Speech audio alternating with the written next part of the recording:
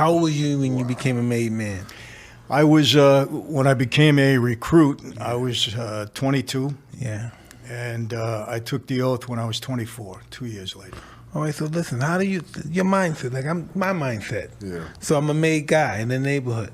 Nobody could fuck with me, put their hands on me, but I could fuck with you. How do you do that? Look, my mentality. You know, I'm a young 20-something-year-old guy. Hey, I don't like this fucking guy, but I love his girlfriend. Kill that motherfucker. That's my main time. You know what I mean? If I want this, kill them. You know what I mean? If I want that fucking house, he has a business, fuck him. If I was a mob, that's not, so does that thought goes through your mind? You know, Mike, now, honestly, I got involved in a life really to help my father. I mean, that was my whole motivation. Oh, see, I would be so self-absorbed and stuff from the mob. If I was in the mob, I'd be so self-absorbed. Yeah, but you know what? It happens.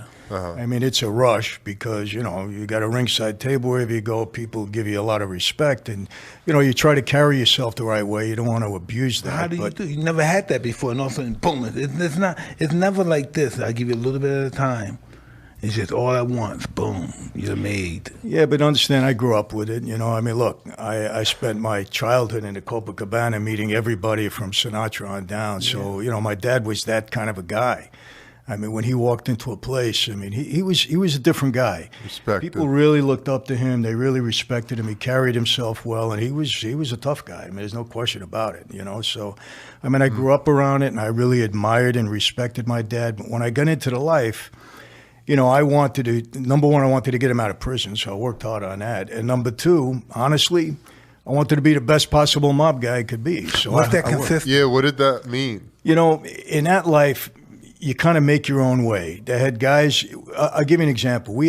I took the oath in 1975, right on Halloween night. Actually, there was 6 of us that night that took the oath, and we had 115 made guys that actually took the oath. Out of the 115, 20 of us were earners. The other guys were just. That means you bring in money. Yeah, we were earning. We were earning really for everybody else. The other guys who got him a union job, who was doing a little bookmaking, you know, trying to scratch out a living.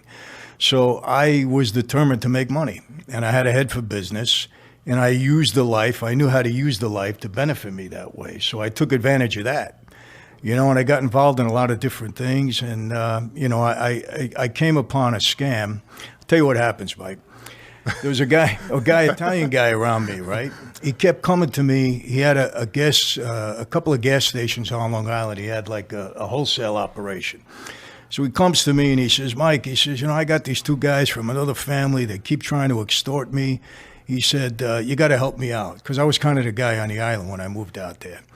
I did some research on this guy, and I found out that he had testified in a civil case against the governor's brother at the time. So I didn't want to have anything to do with him, right? He kept coming back.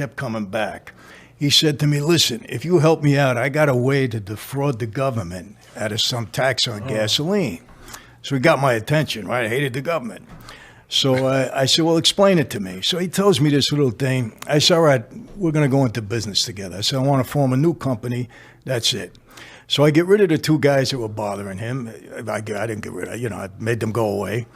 And I put this guy, Vinny, around me. I had a guy around me. He was a big guy, right? He was a butcher. Big scar across his head. A real, Sounds you know, gnarly. Yeah, a real 4-bar. I says, Vinny, watch this guy, Larry. Let's see if he's got something. Tell me what he's got.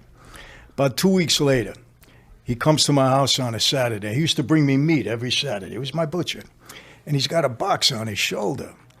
And he rings the doorbell. You're hoping it's money, right? Yeah, no, I'm saying, what are we doing with all this meat? We having a party or something? I don't know about it. He says, hey, Chief, come into the kitchen. It ain't meat. He puts the box on the table. He opens it up, $320,000. He said, this is the first week's take in the gas business. Smelled like gasoline, right? I didn't care what it smelled like at that point, but he got my attention. So what happened, Mike, over the next 8 years, I took that from $320,000 that week to almost $10 million a week. We had about 350 gas stations. How many people were getting that money? How many people did you have in your crew that was getting that money? Well, you know, I was supporting a lot of people, the guys at work, and I was kicking up to the family. I was giving them $2 million a week. You know, you got $2 million a week, it buys a lot of loyalty, as you know. You know what I mean? So I would think after hell yeah, I would say, go ahead, man, do what the fuck you want to do. Yeah, I mean, you know. And so they made me a captain in 1980. They elevated me to that position.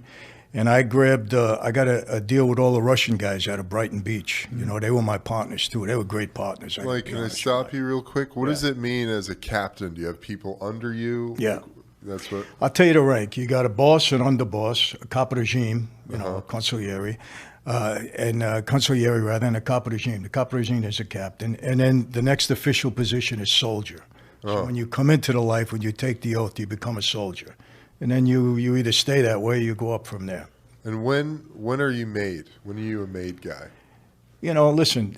At any point? No. You got to go. You can't be a soldier. I'll tell you what happened. I guess. When my dad sends me, now Joe Colombo had been shot, if you remember. He was seriously wounded. Yeah, 71. And Tom DeBello was the new boss. He took over. He's dead now. And I sat with Tom, and he says, Mike, I got a message from your father. He said, you want to become a member of our life. Is that true? I said, yes. He said, here's the deal.